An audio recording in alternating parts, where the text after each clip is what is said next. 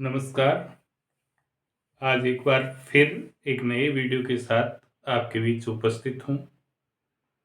आज हम एक महत्वपूर्ण बिंदु जिसकी चर्चा करने वाले हैं वो हिंदी और संस्कृत दोनों भाषाओं में महत्वपूर्ण है। और हम जिस बिंदु की चर्चा करने जा रहे हैं वो अपना बिंदु व्याकरण से जुड़ा हुआ है, जिसका शीर्षक है संधि। आज हम संधि की प्रारंभिक जानकारी है वो करने जा रहे हैं।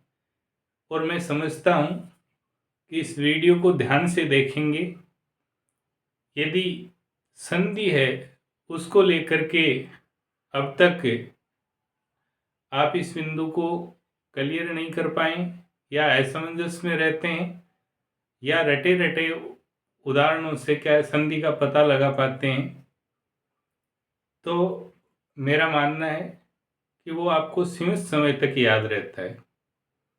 तो हम प्रारंभिक जो जानकारी है उसको संधि के अध्ययन के लिए जानना बेहद ही जरूरी है। यदि हम प्रारंभिक जानकारी है, संधि के जो प्रारंभिक नियम हैं उनको अपन जान जाते हैं, प्रारंभिक जो तरीका उसको जान जाते हैं, उसके बाद में अपन स्व अध्ययन के माध्यम से यानी स्वयं अध्ययन करके संधि की विस्तृत जानकारी प्राप्त कर सकते हैं। मैं जो ये वीडियो बनाने जा रहा हूँ वो कक्षा 3 से लेकर के और उच्चतम कक्षाओं तक ये उपयोगी होगा।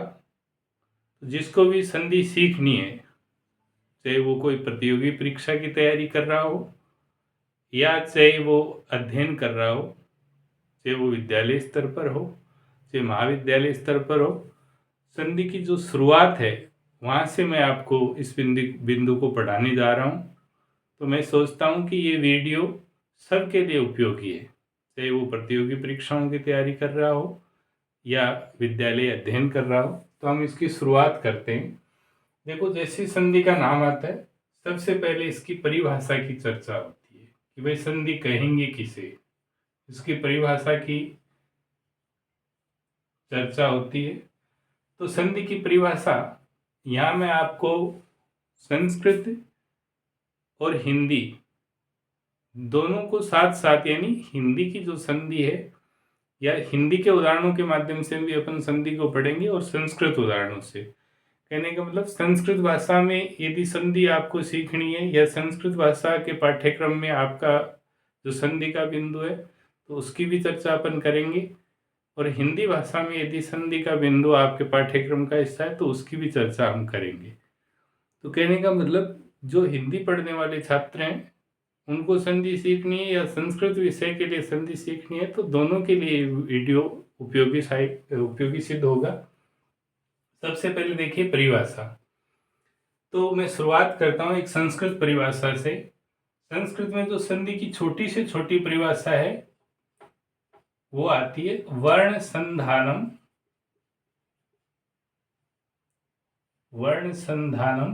संधि। यहाँ वर्ण संधानम संधि का अर्थ क्या है, यदि अपन इसी परिभाषा का हिंदी अनुवाद करें या हिंदी अर्थ को जानें तो इसका अर्थ क्या होगा। यहाँ संधानम का अर्थ है मेल। जो संधानम शब्द आया उसका अर्थ क्या है, मेल।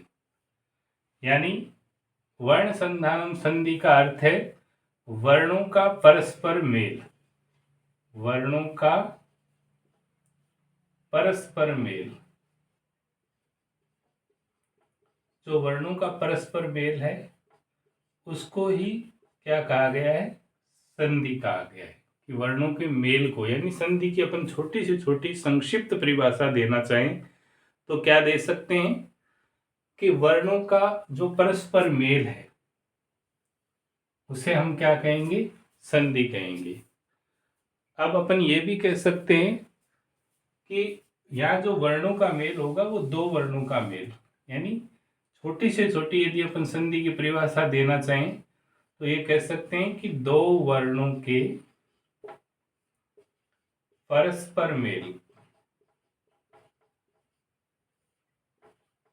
दो वर्णों के परस्पर मेल को संधि कहते हैं। ये संधि की छोटी से छोटी परिभाषा हो सकती है। यानी हमें कोई पूछे या कक्षा 3 के छात्र को हम संधि की परिभाषा सिखाना चाहें तो ये कह सकते हैं कि उस बच्चे को सिखाया जाना चाहिए दो वर्णों के परस्पर मेल को संधि कहते हैं। अब इसकी और परिष्कृत परिभाषा हम जानना चाहें तो हम ये बता सकते हैं, देखो वर्ण को ही भाषा में ध्वनि के नाम से भी जाना जाता है। तो दो ध्वनियों के परस्पर मेल को या दो वर्णों के परस्पर मेल को हम क्या कहते हैं? संधि कहते हैं। अब इसकी थोड़ी परिष्कृत परिभाषा हम देना चाहें तो ये दे सकते हैं कि दो ध्वनियों, अब चाहे ध्वनियों कह दो या वर्णों कह दो, बात एक ही है, दो वर्णों के या दो ध्वनियों के परस्पर मेल से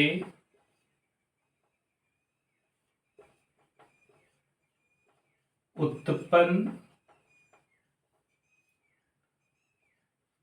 होने वाले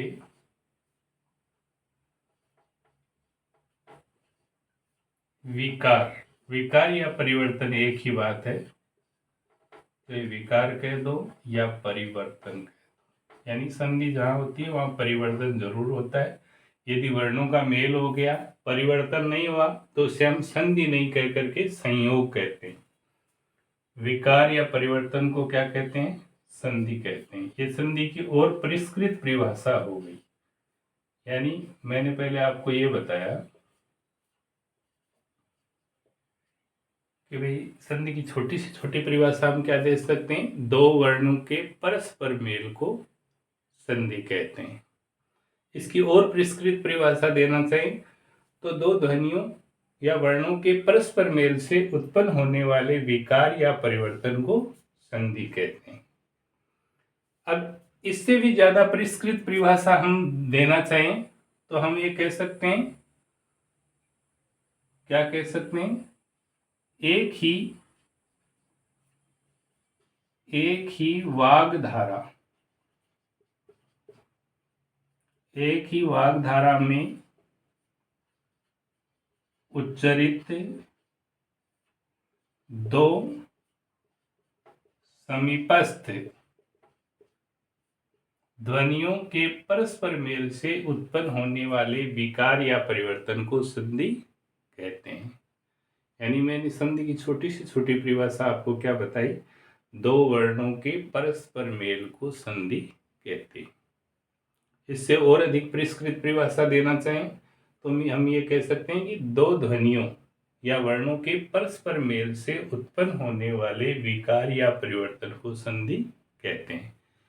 इससे और अच्छी परिभाषा हम देना चाहें तो ये कह सकते हैं, एक ही वाग धारा में उच्चरित दो समीपस्थ ध्वनियों के परस्पर मेल से उत्पन्न होने वाले विकार को संधि कहते हैं। तो ये अपनी संधि की परिभाषा हो सकती है। एक संस्कृत के विद्वान हुए पाणिनि, जो कि संस्कृत के व्याकरण के विद्वान माने जाते हैं, जिन्होंने एक व्याकरण पर आधारित प्रसिद्ध ग्रंथ अष्टाध्यायी लिखा। अष्टाध्यायी के रचयिता माने जाते हैं पाणिनि, जिन्होंने अष्टाध्यायी व्याकरण की पुस्तक लिखी है। और उन्होंने जो संधि की परिभाषा दी है वो ये दी है, परः सन्निकर्षः संहिता। पाणिनि ने जो संस्कृत की परिभाषा दी है वो क्या दी है? परः सन्निकर्षः संहिता। यानी एक बात तो ये हो गई कि पाणिनि ने संधि को ही किस नाम से कहा है? संहिता के नाम से। ये प्रतियोगी परीक्षाओं के लिए महत्वपूर्ण प्रश्न हो सकता है कि पाणिनि ने संधि को किस नाम से पुकारा है? संहिता के नाम से। ये प्रतियोगी परीक्षा के दृष्टिकोण से महत्वपूर्ण प्रश्न यहाँ बनता है कि पाणिनि ने संधि को किस नाम से पुकारा है? संहिता के नाम से। यानी संहिता का अर्थ यहाँ पाणिनि का संधि से है, संधि को ही पाणिनि ने क्या कहा है? संहिता कहा है। परः सन्निकर्ष शब्द का अर्थ है वर्णों की अत्यंत निकटता। वर्णों की अत्यंत निकटता। इस हिसाब से संधि की जो परिभाषा है पाणिनि की वो क्या हो गई? हिंदी में ये अपन कहें कि पाणिनि ने संधि की क्या परिभाषा दी है, तो पाणिनि ने यह कहा है कि वर्णों की अत्यंत निकटता को ही संहिता या संधि कहते हैं। ये पाणिनि ने संधि के विषय में बताया है।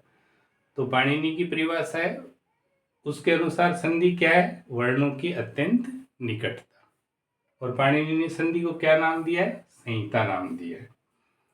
तो अब तक अपन ने जो परिभाषाएं पढ़ी हैं, मैंने कहा कि संस्कृत में एक छोटी परिभाषा है वर्ण संधान संधि, जिसका अर्थ क्या होगा, वर्णों का मेल ही क्या है, संधि है।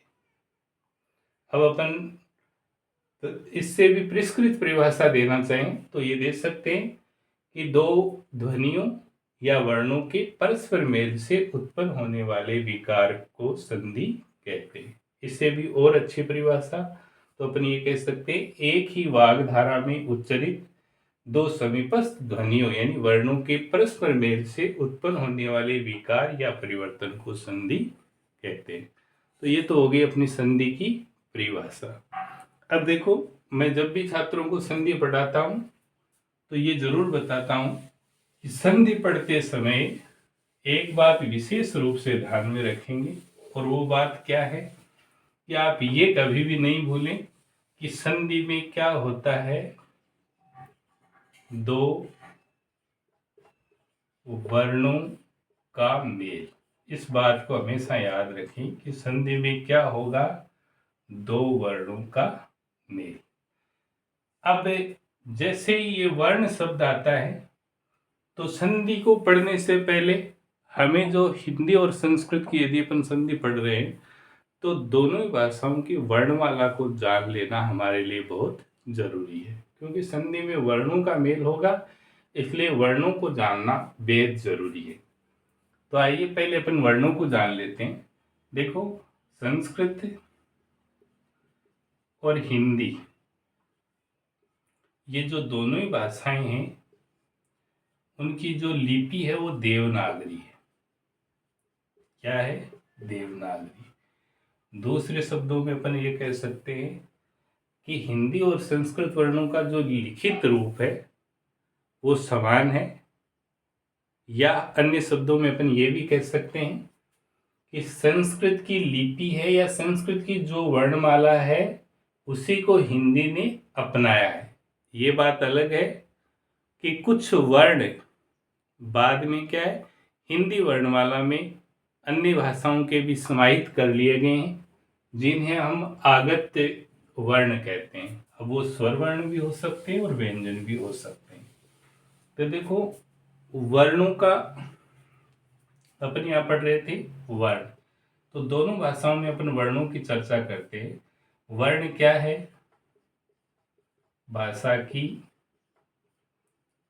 लघुत्तम इकाई। देखो, संधि पढ़ने से पहले वर्णों को जानना बेहद जरूरी है। यहाँ अपन संक्षिप्त रूप से वर्णों को जानेंगे, यानी अपना उद्देश्य संधि में काम आने वाले वर्णों से है, और वहां तक अपन जो वर्णमाला है उसको जानने का प्रयास करेंगे। तो वर्ण क्या है ये अपने को ध्यान होना चाहिए कि वर्ण कोई भी भाषा है उसकी लघुत्तम इकाई है, यानी जो लिखित रूप है भाषा का उसकी लघुत्तम इकाई। भाषा की लघुत्तम इकाई को हम किस नाम से जानते हैं, वर्ण या ध्वनि के नाम से जानते हैं। अब वर्ण है वो मुख्य रूप से दो भागों में इनको बांटा गया है, स्वर और व्यंजन। कहने का मतलब ये है कि संधि में क्या होगा, मैंने ये कहा था शुरू में भी कि संधि पढ़ते समय इस बात को हमेशा ध्यान में रखें कि संधि में क्या होता है, दो वर्णों का मेल। अब कौन से दो वर्णों का मेल, तो देखो, वर्ण है वो स्वर भी होते हैं और व्यंजन भी होते हैं। इसका मतलब ये हो गया कि वो वर्णों का मेल स्वर और स्वर वर्णों का मेल भी हो सकता है, स्वर और व्यंजन वर्णों का मेल भी हो सकता है, और व्यंजन वर्णों का मेल भी हो सकता है। इस बात को ध्यान में रखेंगे कि वर्णों का मेल है, इसका मतलब वर्ण स्वर है व्यंजन है, या तो स्वरों का मेल होगा या व्यंजनों का मेल होगा या स्वर और व्यंजन का मेल होगा। तो ये जरूर ध्यान में रखें। अब जो स्वर वर्ण है वो अपन जानते हैं संस्कृत भाषा में स्वर कितने और हिंदी भाषा में स्वर कितने, इनको आइए हम जानते हैं। तो देखो, हम ये पढ़ रहे हैं कि वर्ण के मुख्यतः दो प्रकार हैं। पहला है स्वर। अब देखो संस्कृत भाषा में जो स्वर है वो कौन कौन से हैं? अ, ई, उ,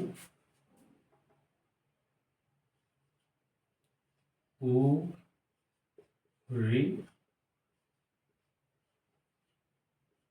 री, री, ए, आई, ओ, औ। यहाँ ये कुल मिलाकर के 13 स्वर हुए। कौन सी भाषा में? संस्कृत भाषा में। संस्कृत भाषा में देखो 1 2 3 4 5 6 7 8 9 10 11 12 और ये 13 स्वर है। जबकि ये स्वर अपन हिंदी भाषा में जानेंगे तो हिंदी भाषा में जो स्वर वर्ण है उनकी संख्या 11 मानी गई है। कितनी मानी गई है? 11। कौन कौन से? अ, आ, ई, उ, री। देखो ये ऋस्व री है और ये दीर्घ री है। दीर्घ री में यहाँ एक मात्रा री की और लगी हुई है। लरी है यानी एक तो ये री जो दीर्घ है वो और एक जो लरी है, इनका उपयोग हिंदी भाषा के शब्दों में नहीं होता है, इसलिए इनको जो हिंदी भाषा के स्वर वर्ण हैं उनमें शामिल नहीं किया गया। कहने का मतलब हिंदी भाषा में ऐसे शब्द प्रयुक्त नहीं होते जिनमें री दीर्घ की मात्रा हो या लरी स्वर का। यानी लरी स्वर को जो हिंदी भाषा है उसमें ये माना गया है कि लय प्लस अपना जो ये री स्वर है वो मिला करके ये री की मात्रा लय के जो लय व्यंजन है उसमें री की मात्रा जोड़ी जाती है। तो ये जो लरी प्रचलित है हिंदी में उसको अलग से स्वर नहीं माना गया, बल्कि ये माना गया कि लय में री की मात्रा जोड़ करके अपन री लिख लेंगे। तो हिंदी में ये लरी प्रयुक्त भी होता है तो उसका मतलब होता है लय व्यंजन और री स्वर। यहाँ संस्कृत भाषा में लरी को क्या माना गया? अलग से स्वर माना गया। तो देखो ऋस्व री का हिंदी में प्रयोग होता है। उसके अलावा ए, आई, ओ, औ। ये हिंदी भाषा में देखो 1 2 3 4 5 6 7 8 9 10 और 11, ये 11 स्वर है। किस भाषा में? हिंदी भाषा में। और संस्कृत भाषा में स्वर वर्णों की संख्या कितनी होती है? 13। संस्कृत भाषा में दो अतिरिक्त स्वर कौन से होंगे? री दीर्घ और लरी, जबकि हिंदी में क्या है, इनको स्वरों में सम्मिलित नहीं किया गया है। तो ये तो हो गई स्वर वर्ण। अपन ने ये कहा था कि भाई संधि के लिए वर्णों को जानना जरूरी है। कहने का मतलब संधि में क्या होता है इस बात को सदैव याद रखेंगे, दो वर्णों का मेल। अब कौन से दो वर्णों का मेल हो सकता है? तो वर्णों को हमने कहा कि भाई दो भागों में मुख्य रूप से स्वर और व्यंजन। तो कहने का मतलब जो स्वर वर्णों का मेल होगा तो अपन ये कह सकते हैं कि यदि संस्कृत के उदाहरण है तो इन स्वरों का, इन वर्णों का परस्पर मेल होगा।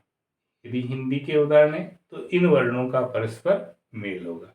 यानी हम ये कह सकते हैं कि स्वर और स्वर वर्णों का जहाँ मेल होगा तो इन वर्णों के अतिरिक्त कोई वर्ण नहीं होगा। मेल जहाँ भी होगा तो ये ध्यान में रखने की बात है कि स्वर वर्ण कौन कौन से होते हैं। संस्कृत भाषा में 13 स्वर होते हैं, हिंदी भाषा में 11 स्वर होते हैं। जो संस्कृत भाषा के अतिरिक्त स्वर है वो री दीर्घ और लरी है, ये ध्यान में रखना है। ये री ऋस्व है और इस री के नीचे से एक मात्रा और लग जाती है तो री दीर्घ बन जाता है, ये ध्यान में रखना है। अब अपन व्यंजन वर्णों की बात जल्दी से कर लेते हैं। इससे पहले देखो कि एक के दिमाग में होगा कि भाई यहाँ अव लिखते हैं, जब अपन 12 खड़ी पढ़ते हैं तो ये अंग और अह भी लिखते हैं, अंग और अह भी। तो इनको स्वर वर्णों में क्यों नहीं लिखा, यानी वर्णों में क्यों नहीं लिखा गया? तो आप एक बात जान लें, अभी अपन ने वर्ण की छोटी सी एक परिभाषा पढ़ी थी कि वर्ण क्या है, भाषा की लघुत्तम इकाई। वर्ण क्या है, भाषा की लघुत्तम इकाई। अब देखो इसकी पूरी परिभाषा में बोलूं तो वर्ण की परिभाषा होगी भाषा की लघुत्तम इकाई जिसके खंड नहीं किए जा सकते, खंड नहीं किए जा सकते,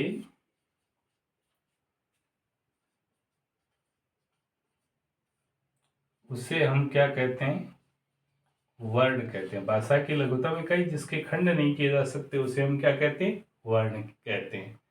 कहने का मतलब यहाँ जो स्वर वर्ण अपन ने पढ़े इनके अपन टुकड़े नहीं कर सकते, खंड नहीं कर सकते। मेरा कहने का मतलब है जैसे यदि कोई वर्ण, इसको वर्ण नहीं कहेंगे वैसे तो ये अक्षर है, जैसे का लिखा हुआ है तो इस का के मैं खंड कर सकता हूँ। कै व्यंजन वर्ण है इसमें और आ स्वर वर्ण है, ये का के खंड हो गए, कै प्लस आ, ये का के क्या हो गए, खंड हो गए। तो इसका मतलब मैं ये कहूंगा कि जिसके खंड नहीं किए जा सकते उसको अपन वर्ण कहते हैं। तो यहाँ का के अपन खंड कर सकते हैं, इसका मतलब ये वर्ण नहीं है, इसको वर्ण नहीं माना जाएगा। अब जो ए है इसके मैं खंड नहीं कह सकता, ए है मतलब ये ए ही है, इसके खंड नहीं किए जा सकते तो ये क्या है, वर्ण है।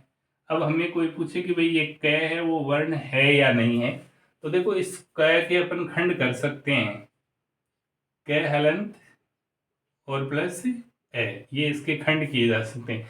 इसका मतलब ये क है वो अक्षर तो है लेकिन वर्ण नहीं है, जो वर्ण होगा उसके खंड नहीं किए जा सकते, यानी भाषा की सबसे छोटी इकाई होगी और उसके खंड नहीं किए जा सकते। यहाँ अपन ये कह सकते हैं कि कै हलंत है वो वर्ण है और ए है वो भी क्या वर्ण है, क्योंकि न तो इस कै हलंत के टुकड़े किए जा सकते हैं न इस ए के टुकड़े किए जा सकते।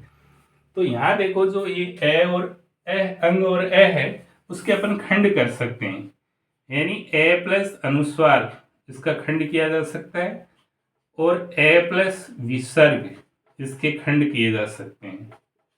ये बात ध्यान में रखनी है कि इसके खंड हो सकते हैं। दूसरे शब्दों में अपन ये कह सकते हैं कि मूल रूप से ये ए स्वर है, मूल रूप से ये क्या है, ए स्वर जिसके साथ में अनुस्वार जुड़ा है और जिसके साथ में विसर्ग जुड़ा है। जिसके साथ में क्या जुड़े हैं, अनुस्वार और विसर्ग जुड़े हुए हैं। तो अपन ये कह सकते हैं कि मूल रूप से ये ए स्वर है जिसकी गणना अपन कर चुके हैं, उसके बाद में इसके साथ में और कुछ जुड़ा हुआ है तो इसके खंड किए जा सकते हैं, तो इसको वर्ण नहीं माना गया। ये 12 खड़ी का तो हिस्सा है लेकिन इनमें क्या है, कुछ अयोगवा वर्ण साथ में जुड़े, ये ए है। अपने जो कुछ संकेत चिन्ह प्रयुक्त किए जाते हैं किसी भी भाषा को लिखते समय, जैसे मैं यहाँ आपको बताता हूँ, ये अनुस्वार है, ये विसर्ग है, तो ये इस तरीके के जो चिन्ह है, जैसे संस्कृत में एक चिन्ह प्रयुक्त होता है, जैसे एक शब्द है कॉपी, तो इस तरीके का जो अंग्रेजी भाषा के एस के तरीके का जो चिन्ह होता है इसको अवग्रह चिन्ह के नाम से जाना जाता है। संस्कृत भाषा में किस नाम से जाना जाता है, अवग्रह चिन्ह के नाम से जाना जाता है। तो चाहे अनुस्वार हो, चाहे विसर्ग हो, चाहे ये अवग्रह चिन्ह हो, इनको क्या है, न तो स्वर वर्णों की श्रेणी में रखा गया है और न ही व्यंजन वर्णों की श्रेणी में रखा गया है। इनको वर्ण तो माना गया है भाषा के हिसाब से या संधि के हिसाब से भी हमें ये मानना पड़ेगा कि ये वर्ण है, क्योंकि संधि में अनुस्वार और विसर्ग का प्रयोग भी होता है। तो ये संधि के हिसाब से तो वर्ण है। अब ये किस कैटेगरी के वर्ण है, यानी स्वर वर्ण है या व्यंजन वर्ण है, तो इनको दोनों में नहीं रखा गया। क्यों, क्योंकि न तो इनका मेल स्वर वर्णों के साथ है न इनका मेल है वो व्यंजन वर्णों के साथ है, तो इनको एक नया नाम दे दिया अयोगवाह वर्ण। क्या नाम दे दिया, अयोगवाह है वर्ण। इस हिसाब से अपने पास में वर्णों की संधि के हिसाब से 3 श्रेणियां हो गई। एक स्वर वर्ण जो अपन यहाँ पढ़ चुके हैं, संस्कृत में 13 होते हैं, हिंदी में 11 होते हैं। एक व्यंजन वर्ण जिनको हम पढ़ेंगे, और एक अयोगवा वर्ण जो अभी मैंने बताया कि स्वर और व्यंजन वर्णों के अलावा भाषा में कुछ है वो ध्वनि संकेत चिन्हों का प्रयोग भी किया जाता है, जिन्हें हम अयोगवा वर्ण के नाम से जाना जाता है। अब इनको नाम अयोगवा क्यों दिया? क्योंकि इनका योग न तो स्वर के साथ है और न व्यंजन के साथ बैठता है, इसलिए इनका दोनों के साथ ही योग नहीं होने के कारण इनको एक नया नाम दे दिया अयोगवा वर्ण। यदि कोई पूछे कि अयोगवा वर्ण कौन कौन से होते हैं, तो अनुस्वार है, विसर्ग है, अवग्रह चिन्ह है, इनको हम अयोगवाह वर्णों के नाम से जानते हैं। तो ये भी अपनी संधि का हिस्सा है। कहने का मतलब अनुस्वार और विसर्ग है, अवग्रह चिन्ह है, इसको भी हम संधि में पढ़ेंगे। अब देखो दूसरा जो वर्गीकरण है व्यंजन वर्ण, यानी अपन ने यहाँ दो प्रकार के वर्ण जान लिए, एक तो स्वर वर्ण और एक अयोगवाह वर्ण। अंग और ए को स्वर क्यों नहीं माना गया है? तो मैंने आपको बता दिया कि मूल रूप से ये ए स्वर है। अब इसके साथ में ए के साथ प्लस अनुस्वार किया तो अपना बना अंग, और ए वर्ण है उसके साथ अपने विसर्ग जोड़ा तो अपना बना ए है। जबकि वर्ण हम किसे कहते हैं? भाषा की लघुतम इकाई जिसके खंड नहीं किए जा सकते। यहाँ देखो इसके खंड हो रहे हैं और मूल रूप से ए स्वर है, तो ए की गणना तो अपन पूर्व में प्रारंभ में ही कर चुके थे ए स्वर को। तो मूल रूप से इनमें ए स्वर है जिसकी गणना पहले अपन ने की है, तो इसलिए इनको स्वर नहीं माना गया है। कारण क्योंकि इसमें अन्य वर्णों का योग है, भाषा की लघुतम इकाई नहीं है और इसके खंड भी किए जा सकते हैं। अब व्यंजन वर्ण कौन से होते हैं? तो देखो व्यंजन वर्ण अपन जल्दी जल्दी पढ़ लेते हैं। पहले संस्कृत भाषा की बात करते हैं। तो संस्कृत भाषा में मूल रूप से 13 स्वर वर्ण होते हैं जो संस्कृत की वर्णमाला है, और 33 व्यंजन होते हैं। कुल मिलाकर के ये दोनों प्रकार के जो वर्ण हैं वो 46 वर्ण हो गए संस्कृत भाषा में, संधि के दृष्टिकोण से भी। अब देखो ये व्यंजन वर्ण कौन से होते हैं? क वर्ग के 5 वर्ण। यदि अपन शुद्ध व्यंजन लिखते हैं तो इसको हलंत लिखा जाना चाहिए, लेकिन हम इसका उच्चारण करेंगे। जैसे मैं इसको आपको क पढ़ूंगा, इसका मतलब ये इस तरीके से लिखा हुआ है, तो शुद्ध व्यंजन का उच्चारण संभव नहीं है। क ख ग घ, और इसको पढ़ते हैं म। क ख ग घ म, ये नाक से इसका उच्चारण होगा। अब देखो उसके बाद में च वर्ग है, ये च वर्ग के 5 वर्ण हो गए। ये च वर्ग के 5 वर्ण हो गए। फिर ट वर्ग है, ये ट वर्ग के 5 वर्ण हो गए।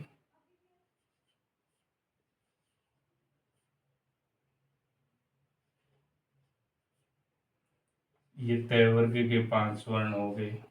इनको जानना संधि के लिए बेहद जरूरी है।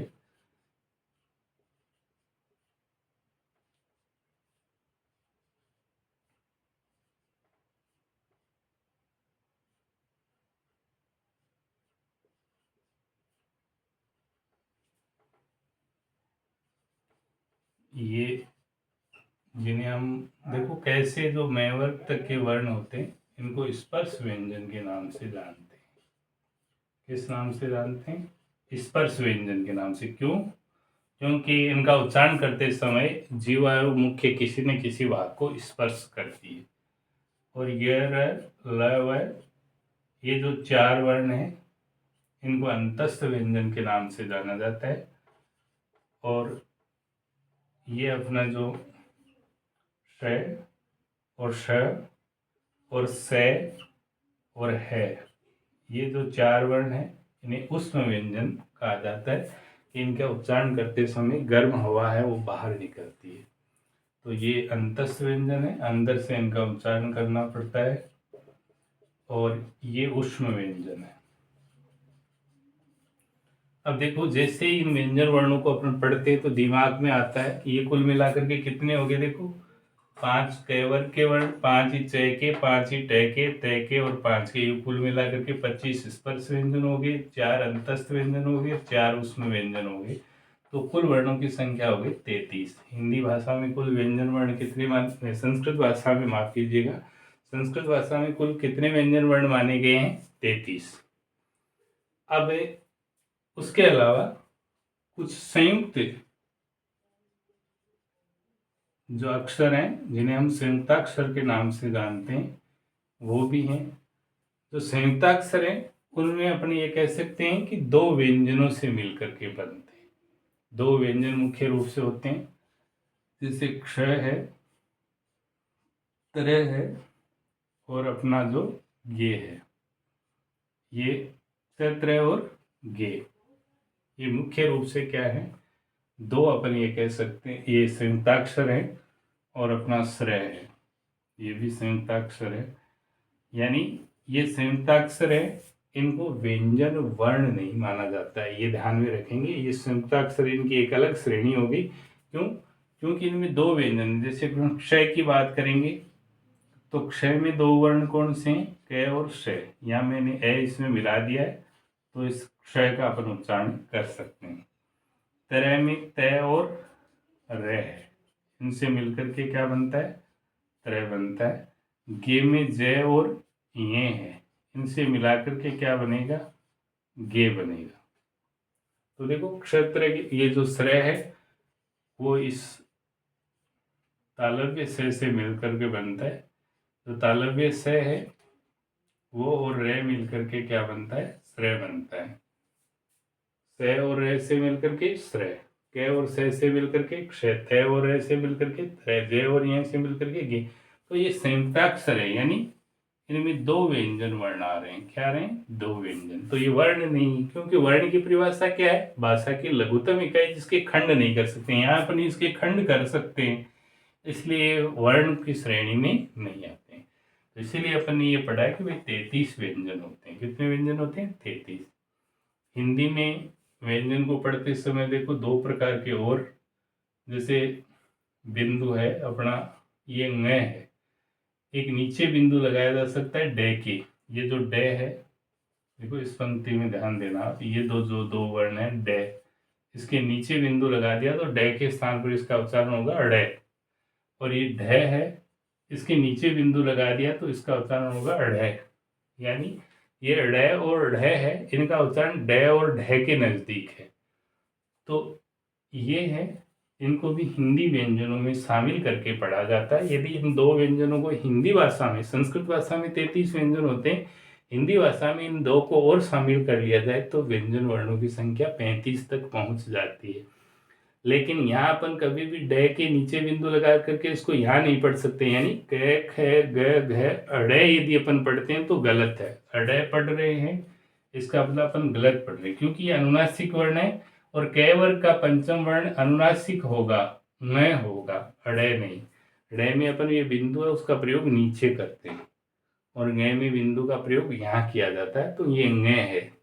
अपन शुद्ध व्यंजन को जब भी लिखेंगे तो व्यंजन वर्ण के नीचे हलंत का प्रयोग जरूर करेंगे। ये शुद्ध व्यंजन है। यदि अपन ने इसमें, अब जो मैंने हलंत करने से पहले जो ये लिखे हुए थे उनमें एस स्वर समाहित था, यानी सब में एस शामिल था, तो ये व्यंजन वर्ण है। कहने का मतलब इससे पहले अपन ने स्वर पढ़े थे तो वर्ण संधि में क्या होगा, दो वर्णों का मेल। अब यदि वो स्वर वर्ण होंगे तो पहले अपन ने जो वर्ण पढ़े थे उनका मेल होगा। यदि वो व्यंजन वर्ण होंगे तो ये अपन ने जो लिख रखे हैं इन्हीं वर्णों का मेल होगा। इसके अलावा मैंने ये बताया था कि जो अयोगवा वर्ण है उनका भी मेल हो सकता है, जैसे अनुस्वार है, विसर्ग है, अवग्रह चिन्ह है। अनुस्वार, इस चिन्ह का नाम है अनुस्वार। देखो अयोगवा वर्ण कौन से बताए मैंने, अयोगवाह वर्ण कौन से बताए, एक तो अनुस्वार, दूसरा विसर्ग। किसी भी अक्षर के आगे, जैसे ए वर्ण है उसके आगे अपने इस तरीके से दो बिंदु लगाए तो इन बिंदुओं को किस नाम से जानते हैं, विसर्ग के नाम से। और एक अपना मैंने कहा था इस तरीके का जो चिन्ह आता है संस्कृत भाषा में, उसे हम किस नाम से जानते हैं, अवग्रह चिन्ह के नाम से जानते हैं। हम यहाँ मैं पहले बता चुका हूँ कि दोनों भाषाओं की संधि साथ साथ पढ़ेंगे।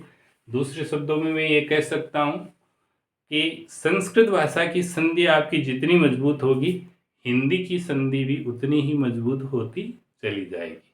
तो अपन यहाँ संस्कृत की संधि पढ़ेंगे, क्योंकि मूल रूप से जो संस्कृत की संधि है वही हिंदी में प्रचलित है। तो आपको यदि संस्कृत भाषा की संधि आती है, इसका मतलब हिंदी की संधि है वो आप आराम से कर सकते हैं। उदाहरणों को कर सकते हैं और संधि को पढ़ करके समझ भी सकते हैं। तो अपन यहाँ संस्कृत में ही संधि के उदाहरण पढ़ेंगे, और जो हिंदी उदाहरण भी क्या है, संस्कृत के उदाहरण बहुत सारे उदाहरण ऐसे जो हिंदी में ज्यों के त्यों प्रचलित हैं, तो हमें आसानी रहेगी दोनों का साथ साथ यदि अपन पढ़ेंगे तो हिंदी की संधि का भी अपन को ज्ञान हो जाएगा और संस्कृत की संधि का ही ज्ञान हो जाएगा। अब तक अपन ने क्या पढ़ा, एक बार मैं दोबारा से दोहरा देता हूँ। सबसे पहले अपन ने संधि की परिभाषा पढ़ी, सबसे छोटी परिभाषा अपन ने ये पढ़ी कि संधि क्या है, तो अपन कह सकते हैं दो वर्णों का मेल। संस्कृत में मैंने ये बताया कि वर्ण संधानम संधि, ये छोटी से छोटी परिभाषा आती है जिसका अर्थ होता है दो वर्णों का मेल ही क्या है, संधि। अब मैंने ये कहा कि इसकी और परिष्कृत परिभाषा देना चाहें तो अपन ये दे सकते हैं कि दो ध्वनियों या दो वर्णों के परस्पर मेल से उत्पन्न होने वाले विकार को संधि कहते हैं। इसे और परिष्कृत परिभाषा हम देना चाहें तो हम संधि के बारे में ये कह सकते हैं कि एक ही वाग्धारा में उच्चरित दो समीपस्थ ध्वनियों के परस्पर मेल से उत्पन्न होने वाले विकार को संधि कहते हैं। अब देखो, मैंने कहा कि एक बात संधि के विषय में हमेशा याद रखनी है कि संधि में क्या होगा, दो वर्णों का मेल। तो वर्ण को जानना जरूरी था। अब वर्ण कौन कौन से, स्वर संस्कृत भाषा में 13 होते हैं, हिंदी भाषा में 11 होते हैं। व्यंजन संस्कृत भाषा में 33 होते हैं, हिंदी भाषा में भी यदि इन दो को छोड़ दिया जाए तो 33 ही होते हैं, लेकिन ढ और ढ को शामिल कर लिया जाए तो हिंदी भाषा के व्यंजन वर्णों की संख्या 35 होगी। इसके अलावा कुछ अयोगवा वर्णों का प्रयोग भी हम करते हैं, अनुस्वार है, विसर्ग है, अवग्रह चिन्ह है, तो ये भी मैंने आपको बताया। यानी जब भी अपन संधि के उदाहरणों को पढ़ेंगे तो या तो वहां स्वर वर्णों का मेल होगा या व्यंजन वर्णों का मेल होगा या स्वर और व्यंजन के साथ इन चिन्हों का प्रयोग होगा। तो इसलिए अपन को क्या है, ये संधि को समझ लेने के लिए वर्णों को जानना जरूरी था। क्यों? क्योंकि संधि में होना वर्णों का मेल ही है। एक मैंने पाणिनि की भी परिभाषा बताई थी संधि की, कि पाणिनि ने संधि को संहिता नाम दिया है, और संहिता नाम देते हुए पाणिनि ने क्या कहा है, परे सन्निकर्ष संहिता, कि वर्णों के अत्यंत निकट